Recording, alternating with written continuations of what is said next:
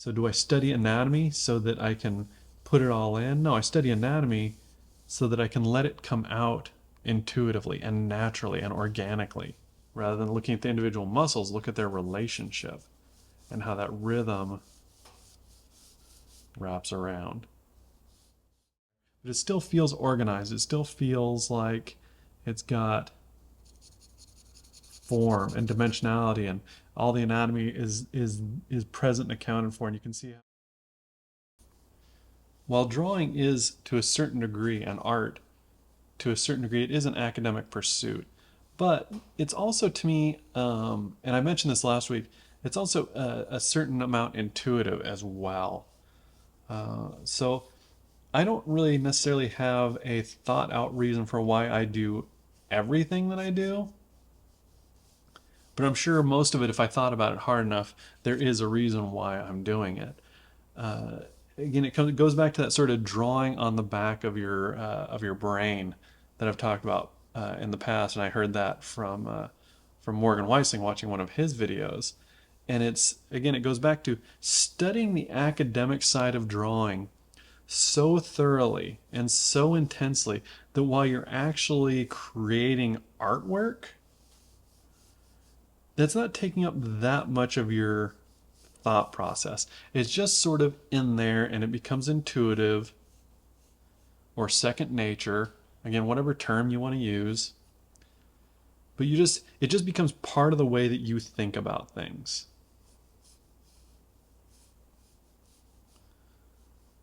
So that what you can do is focus more of your attention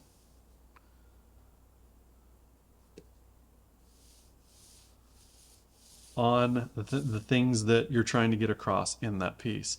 So you're not trying to think about, anatomy, you're not trying to think about perspective, you're not trying to think about proportions. You're just trying to think about your story or your composition or the mood, whatever it might be. All the stuff that is at least why I got into art in the first place. Again, a lot of this stuff is my opinion, my perspective, my point of view. And it's not going to be for everybody. But for me, I don't want to be thinking about when I'm doing a big illustration, with a cast of thousands, not that I've done, many of those, but, whatever complexity is in the piece, I don't want to be having to use up a massive amount of my brain power putting the eye in the right place. I want that to be somewhat intuitive for me. And there's always those heads that give you trouble and you have to go back and give them more thought. Those problem areas. But I want to minimize that as much as possible so that I can think about the subtle transition of color or edge or placement or whatever it might be, value, to try and get the narrative. So do I study anatomy so that I can put it all in? No, I study anatomy so that I can let it come out intuitively and naturally and organically. Not so that I can force it into every drawing, whether it's appropriate or not. It's not about showing off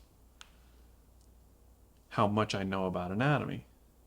It's about seamlessly integrating it in a natural way so that people don't even notice it.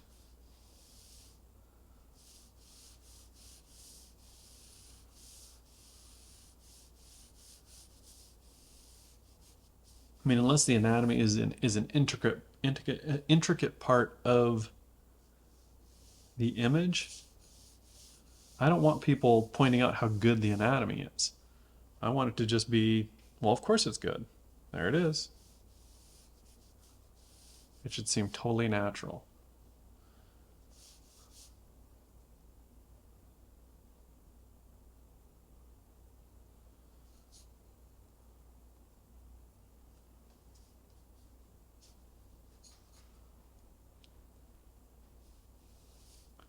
So again, starting off with that just regular old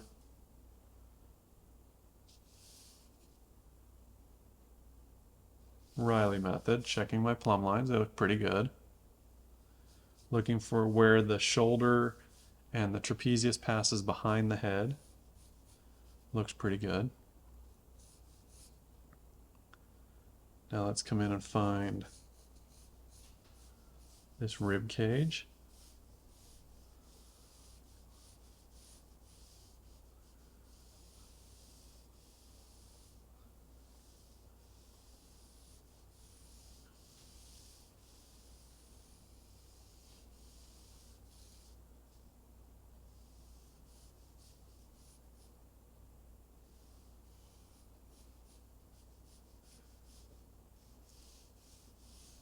About a hand width down to the pelvis.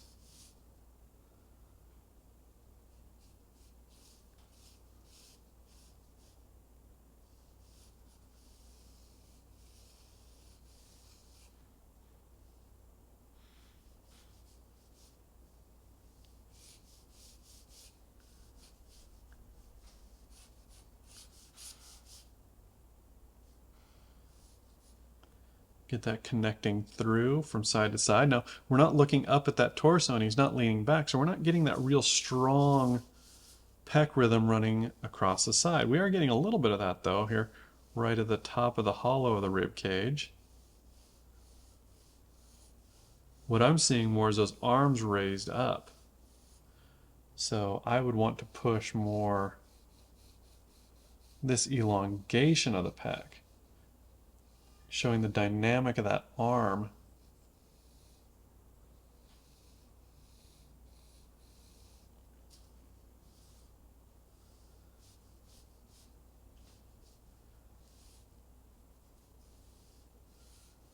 Showing how that's being pulled and stretched up to that arm being raised up.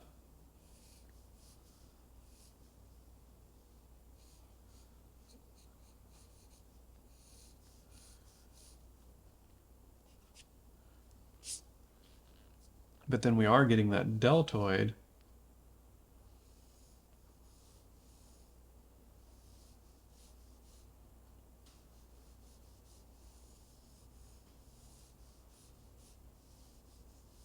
wrapping around that arm.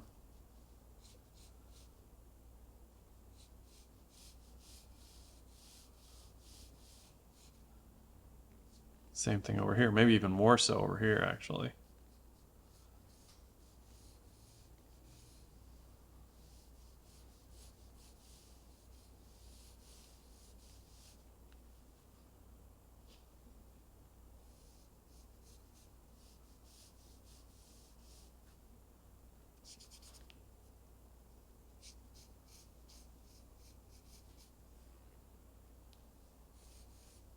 Connecting through from side to side. We see a little bit of the trap coming out here. Just the tiniest little bit. So connecting through from side to side. We've already got that rib cage. And that's connecting through from side to side.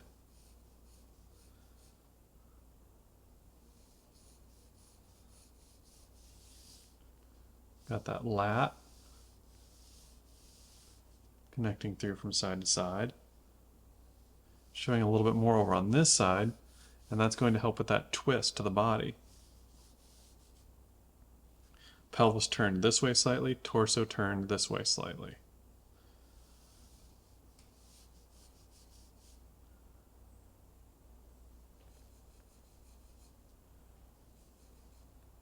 If anything, the pelvis is tilted this way a little bit, but it's pretty level.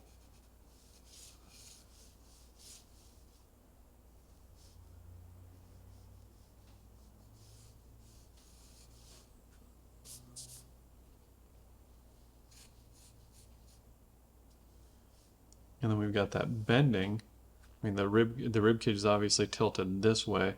Pelvis is, if anything, tilted this way. It's pretty well level, but I've tipped it a little bit to push that dynamic. So then what we want to do is have this rectus abdominis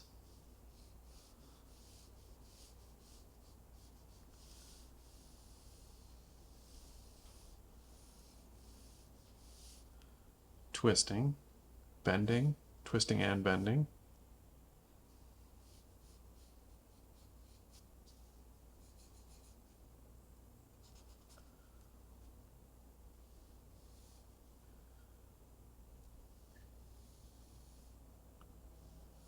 This side's a little bit more stretched out, so a little less bumpy. This side a little bit more active because we're getting a compression on that side.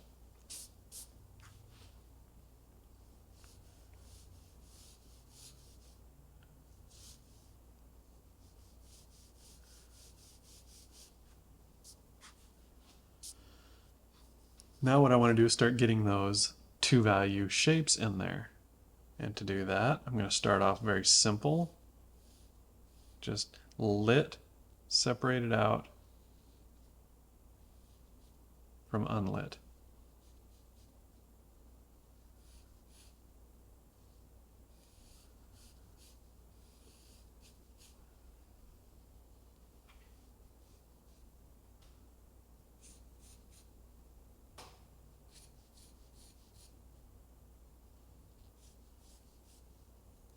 We are getting this overlap over here, and overlap is always nice as well, especially when you've got deltoid coming in front of bicep,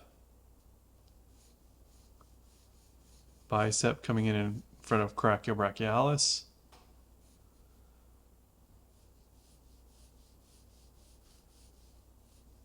brachiobrachialis coming in front of the lat, lat coming in front of tricep, and that starts creating a form of dimensionality as well.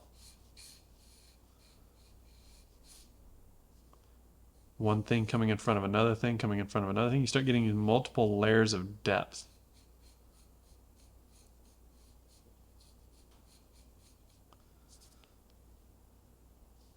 Kind of like those little dioramas that you'll see where people will take an illustration, take like 5 versions of an illustration, like a gaming card, and cut it out in layers and sort of layering it up and putting it in a frame. Same thing, they create, out of a flat image, they create the illusion of three-dimensionality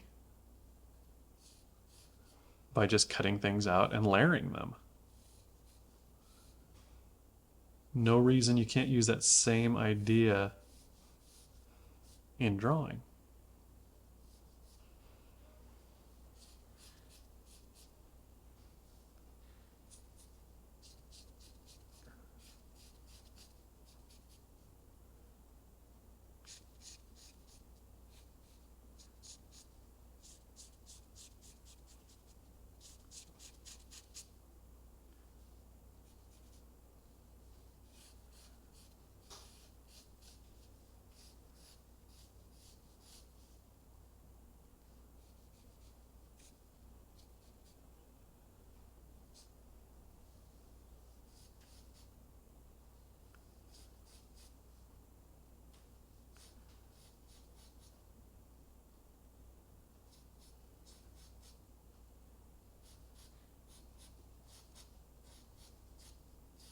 Again, creating that rhythm, wrapping around the rib cage with those serratus. How are they wrapping around that rib cage? Rather than looking at the individual muscles, look at their relationship and how that rhythm wraps around.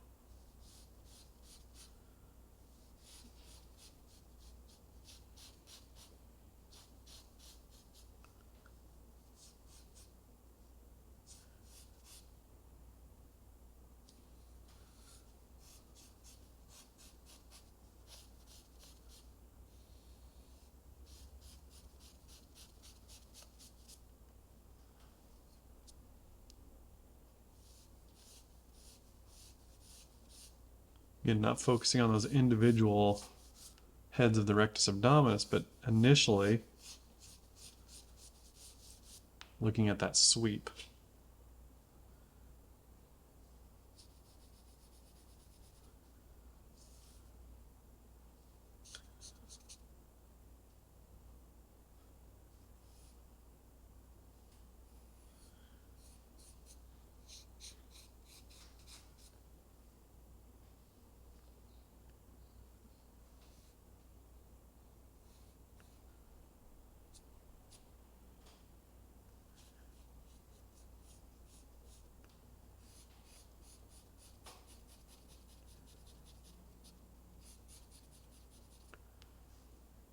And through each step, I'm trying to figure out how much dimensionality, how much stability, how much clarity can I get out of just this layer. If I had to stop at the end of this phase of the drawing, have I gotten the very most out of it that I can? I try to expel that thought of, oh, well, I'll fix that later. I mean, there's always that. It is a thing. I'm not saying that it's not, but I don't want to rely on that. I always want to try and get as much out of each phase of the drawing as I possibly can.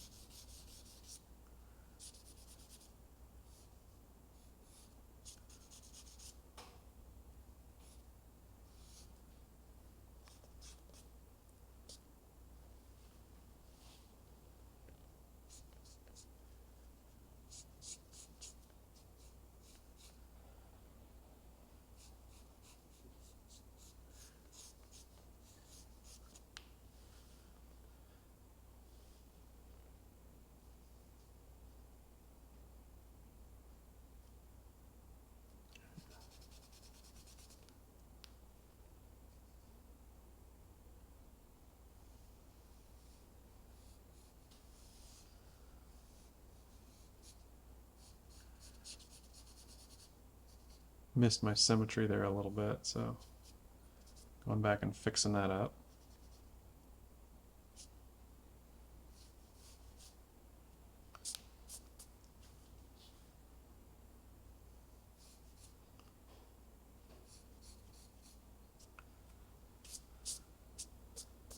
And now I'm going to start building that up overall. So we've got the decent block in, the decent two-value block in, following along those rhythms, wrapping around the form, getting that two-value drawing to tell as much of the story as I possibly can. Now what I'm going to do is start going in and building up those halftones. So now what I'm going to do, start with those darker, more what I would consider more important, more impactful halftones. None are really more important, but some just give you more than others. So again, I'm asking myself, what is going to give me the most bang for my buck? Wrap around this separation in the pack.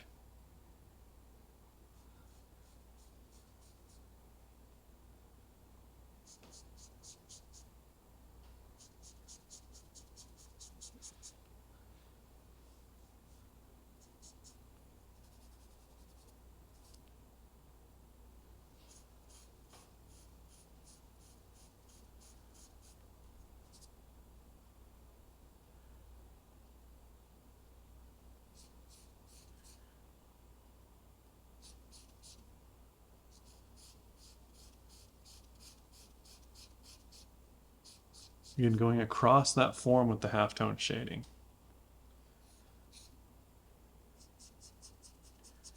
So I go along the form. Often when I'm shading the two value, but when I switch over to halftones,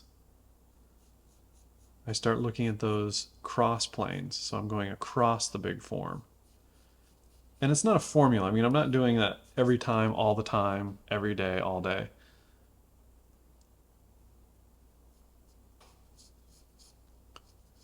But as a general rule of thumb,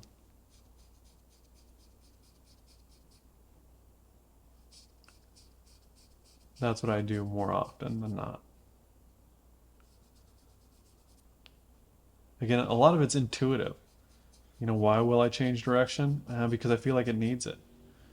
So again, there's that sort of idea in art of that controlled chaos or unity versus diversity,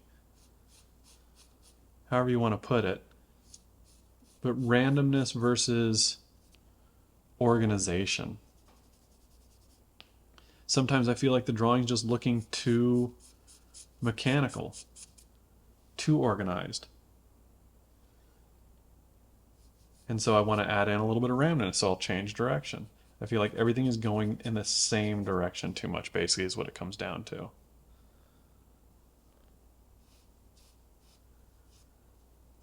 And sometimes that's the only answer I need. It's like, oh, why'd you do that? Because I hadn't been doing it. So just bringing in a little bit of interest.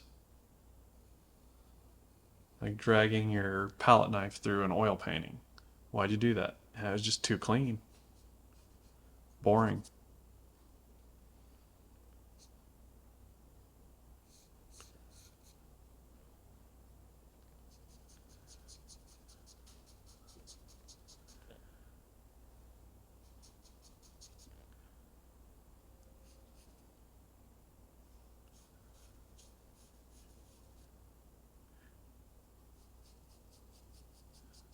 Or, why'd I smudge that? Why'd I drag my finger through there? Well, because it was too chaotic. It was too crazy, too out of control.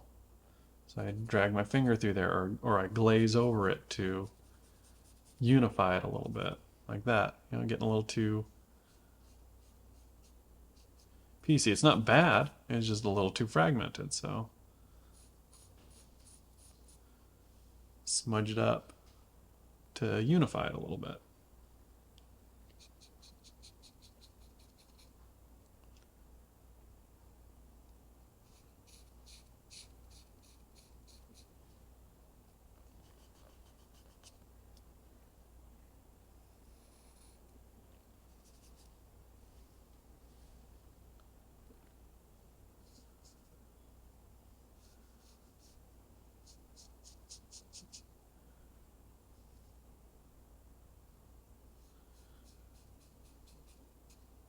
I've got this rhythm in here, so I want to try and get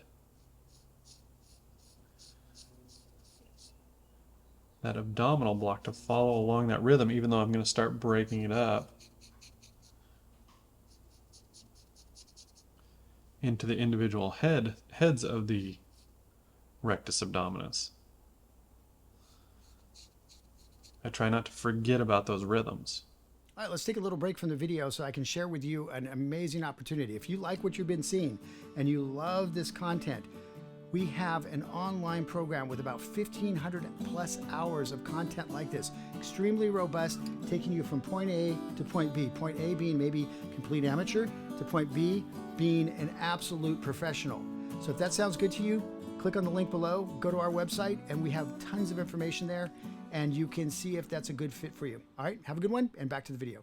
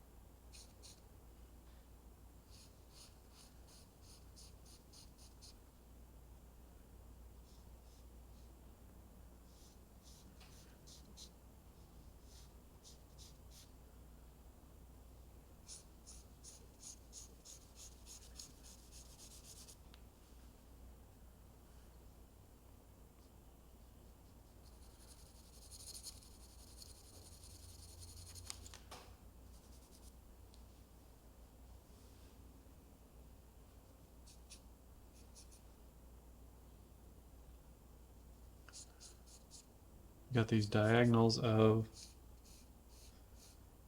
the oblique, the digitations of the oblique. Very subtle, but I want them in there. I see them, so I want them in there. But I also want to make sure that this overall rib cage is rolling as well. So underneath that we have this egg shape of the rib cage with its hot spot somewhere about here.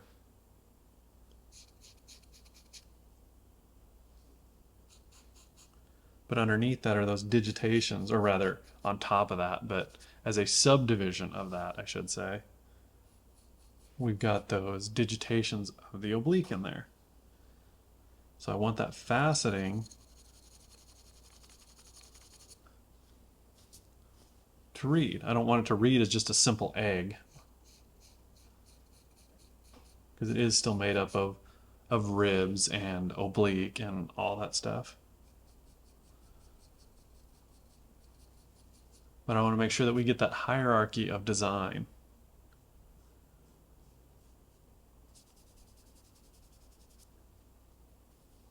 Meaning big shapes being the most obvious. So silhouette of the human figure, head, limbs, torso, pelvis.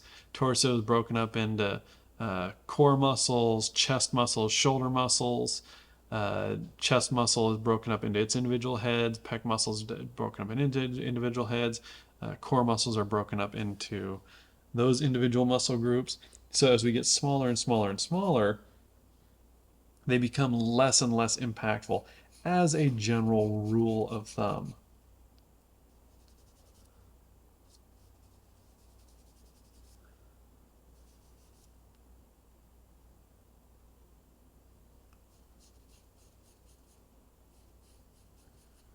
In drawing, there are very few just hard and fast all the time rules. There's a few, but they're usually pretty self-evident. Pretty common sense sort of stuff.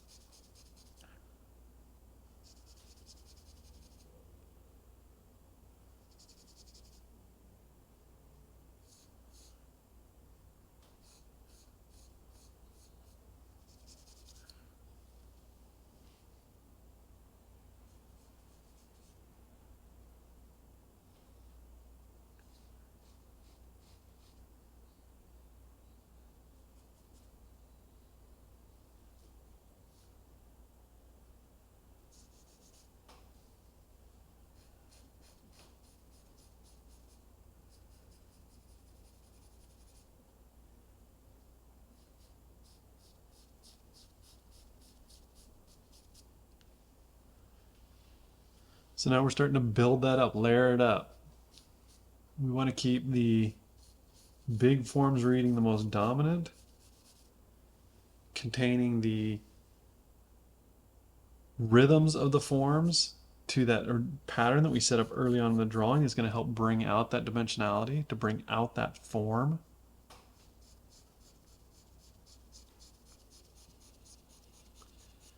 Sometimes you have to adapt your plan as you're going through the drawing, but you should always stick with it as best you can.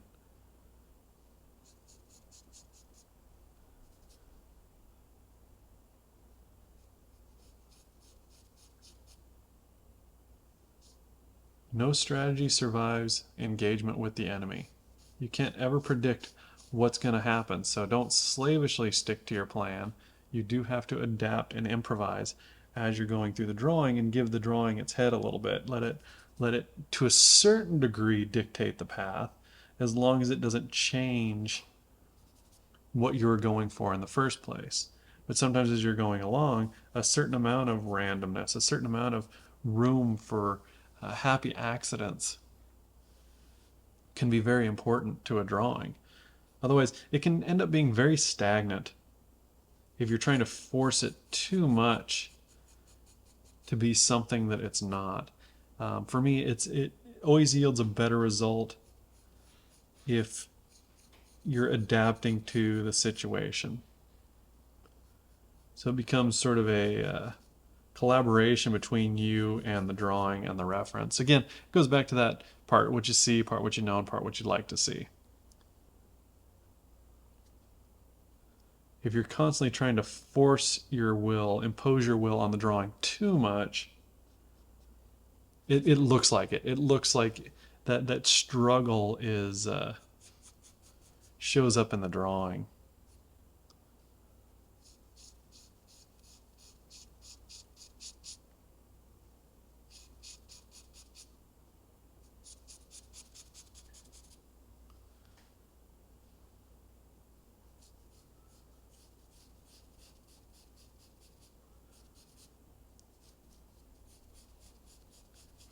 And if some of this doesn't make sense to you, wait, just kind of file it away. There'll come a time that it'll make sense to you.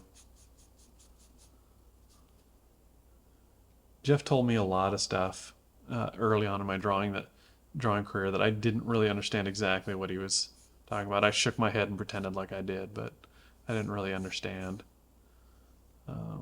It was just over my head at the time. It's still good to share it. There's no such thing as bad information. I mean, correct information. Obviously, there's bad information that's just wrong. But sometimes you're just not ready for something yet. So you sort of file that away. And then a couple years later, you go, oh, that's what he was talking about.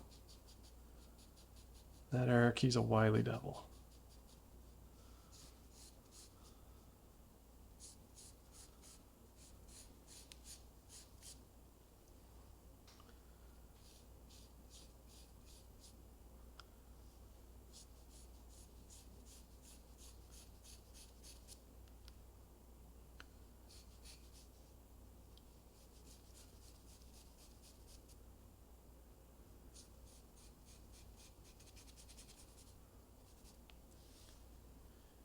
So it's a little patchy right now, so I need to at some point come in and unify this drawing a little bit. Just the halftones are looking a little bit patchwork. I don't think I'm emphasizing enough of the big forms.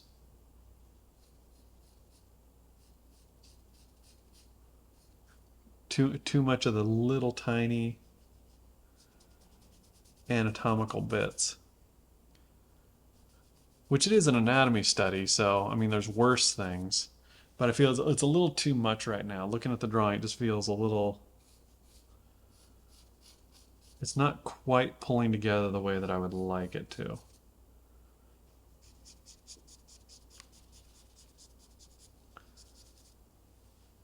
And what I mean by that is that it just looks too kind of like, here's a patch, and here's a patch, and here's a patch, and here's a patch, and it looks like a patchwork quilt, which can have its own charm, but in a drawing, it's not conducive to a three-dimensional effect.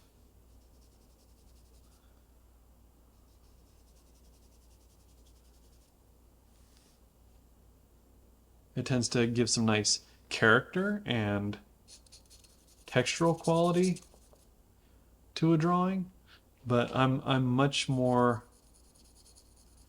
in the camp of three-dimensional. I like stuff to look three-dimensional. For instance, you'll look at some people like Nikolai Feshin or even Jeff to a certain degree, and their paintings have this really interesting juxtaposition of figure and ground, abstract almost pattern, textural pattern, and beautiful drawing. And I love that. And it's very beautiful. But you wouldn't want that everywhere. And right now I kind of have that abstract sort of textural quality everywhere. So what I need to do is come back in and through smudging or glazing like I'm doing now, start bringing that three-dimensional quality of the drawing out a little bit more.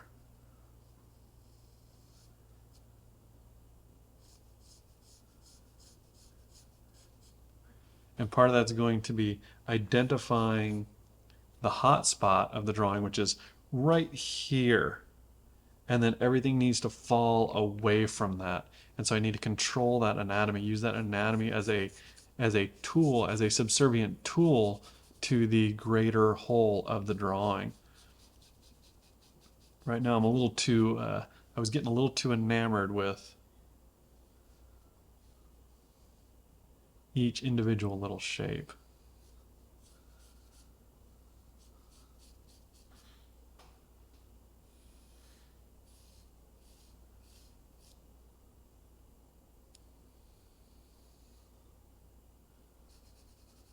So I'm going to come back in here and reestablish those dark darks. I'm not going to be putting a lot of reflected light into this drawing because I am going very dark with it. And he's very dark skinned, so there isn't a lot of evident reflected. I mean, there is reflected light, but his skin's already so dark that it's just not showing up a lot. And in my drawing, I might push that even more. And that will help tie together that patchwork a little bit. If I can push those darks a little bit darker, then just by contrast with that, these patchworks are sort of push. So if I push that darker, so basically if right now,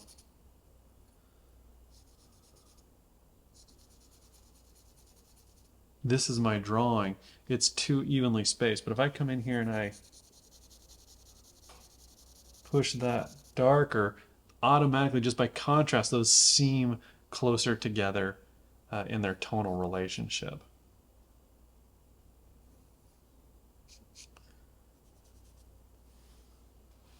So you can see just by doing that, which I'm doing now, it's starting to tie that together a touch more. It needs more than that, but it's a good start. Now that doesn't mean that whenever your drawings are piecey and fragmented, you just go in there and black out the shadows. But it can be a part of the equation.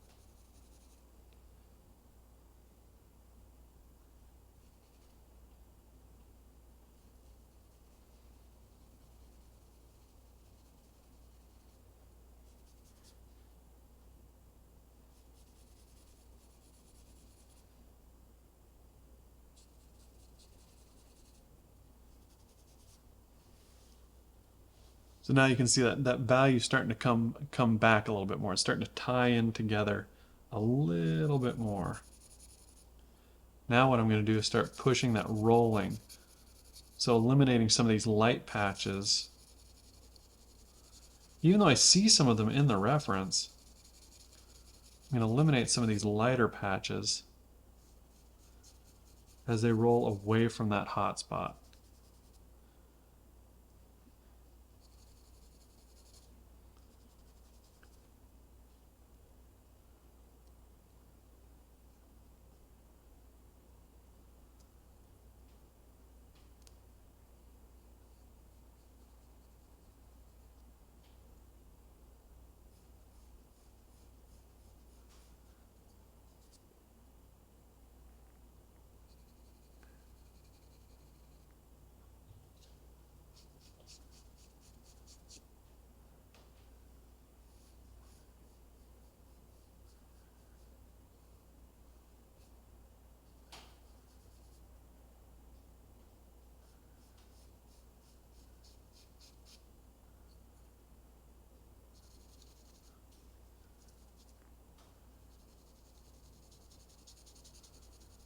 So unify this a little bit with just a glaze.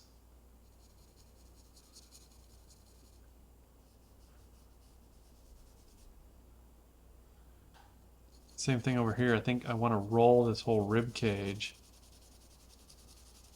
towards the shadow a little bit more. And then come back in with my eraser and carve out those little light spots and see if I can get those to work. Because I do like them, even though even in the photo reference I look at it and they seem a little too hot. But we'll see. We'll see. Maybe I can get it to work.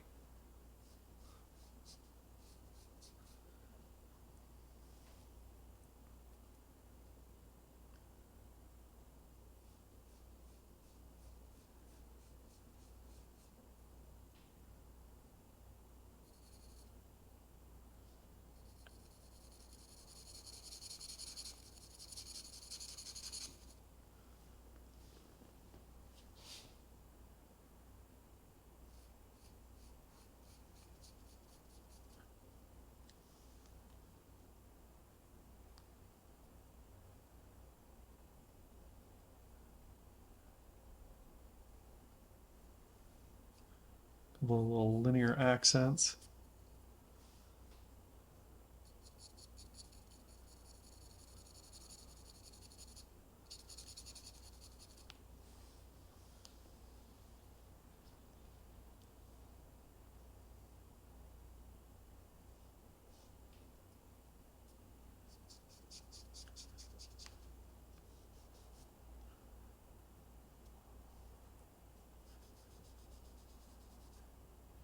Unify this highlight down here a little bit more, this hot spot.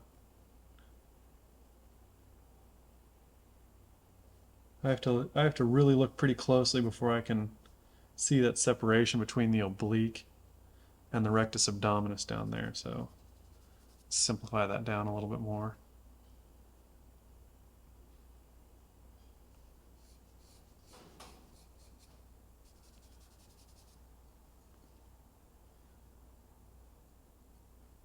Starting to pull together a little bit better.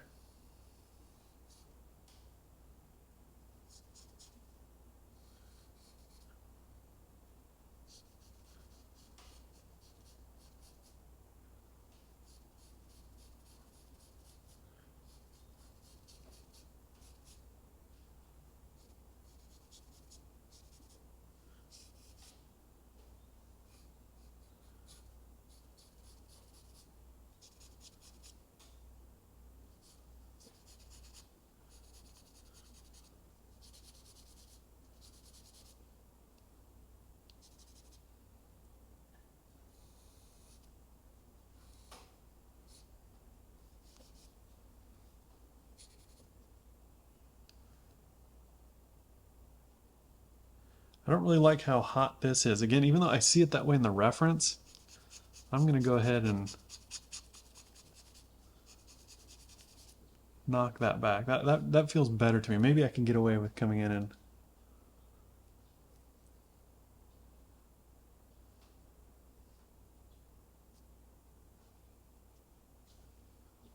yeah, that works.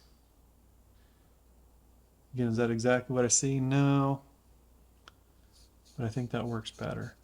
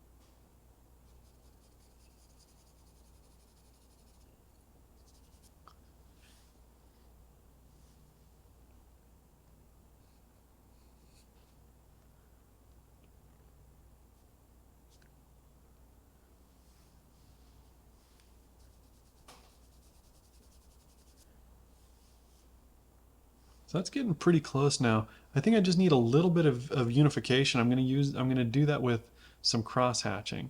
So I'm gonna come in here and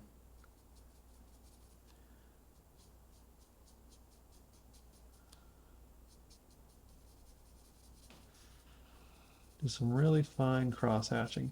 That's usually how I like to finish off a lot of these drawings, is that I'll just come in